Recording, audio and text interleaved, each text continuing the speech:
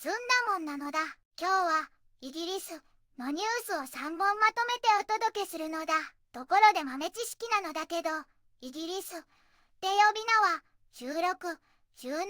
世紀にポルトガル語のイングレスみたいな言葉が日本に伝わってなまったものが定着したとも言われていて、もともとはイングランドを指す呼び名が広い意味で英国全体の呼び名になったとも言われているのだ。それじゃあ早速、注目の3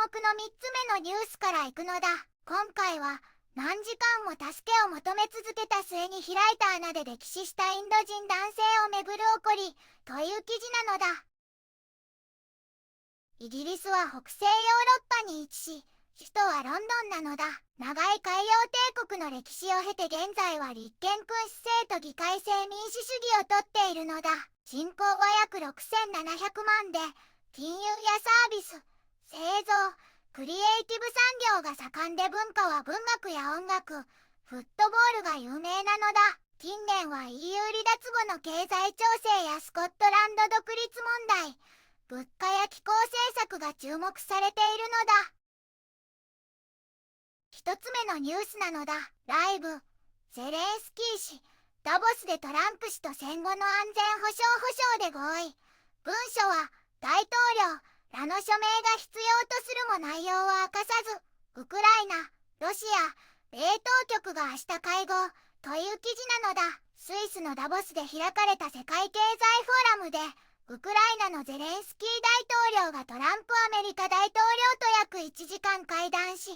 戦争終結後の安全保障保障に関する文書が完成したと明らかにしたのだ。これは停戦や和平が成立した場合、米国などが将来のロシア再侵攻を抑止するために支援する約束で、期間は最大15年と報じられているのだ。ただし文書はまだ署名されておらず、両大統領の署名と各国議会の承認が必要なのだ。ウクライナは4年近くこの保障を求めており、ゼレンスキー氏は領土問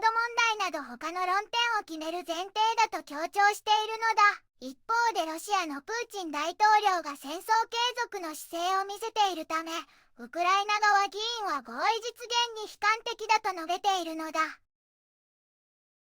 二つ目のニュースなのだ。トランプ氏のグリーンランドに関する将来の取引の枠組みについて分かっていることという記事なのだ。アメリカのトランプ大統領がスイスのダボスでの世界経済フォーラムでグリーンランドをめぐる将来の合意の枠組みができたと発表したのだ。相手は NATO 事務総長のマーク・ルッテで、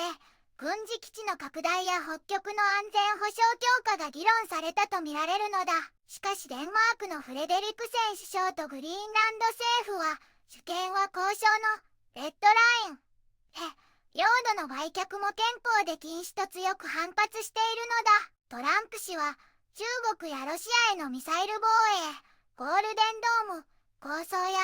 レアアース資源確保の用地としてグリーンランドを重視しているが、NATO 内では同盟国を軍事的に脅す姿勢への懸念も高まっているのだ。3つ目のニュースなのだ。何時間も助けを求め続けた末に開いた穴で溺死したインド人男性をめぐる起こりという記事なのだ。インドの首都デリー近郊の間で27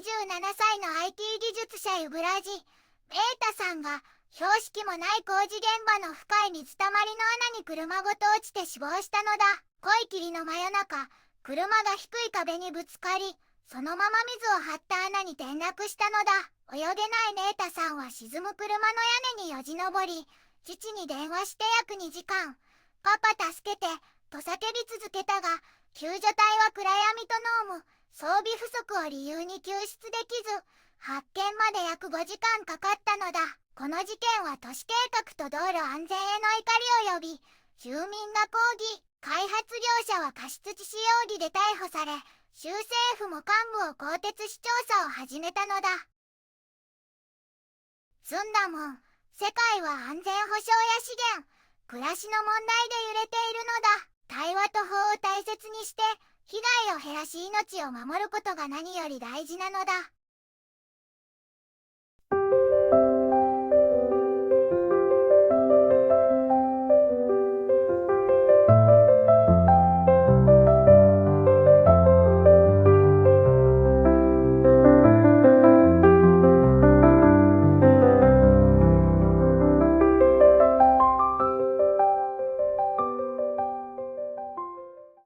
にちはなのだ。この番組では世界のあまり知られていない国や地域からちょっと不思議でちょっと感動するニュースをお届けするのだ。日本ではあまり話題にならないけど、世界には僕たちが知らないままの出来事や優しさや驚きに満ちた物語がたくさんあるのだよ。テレビでもネットでもあまり見かけない。けれど本当はもっと伝えられるべき小さな世界の声。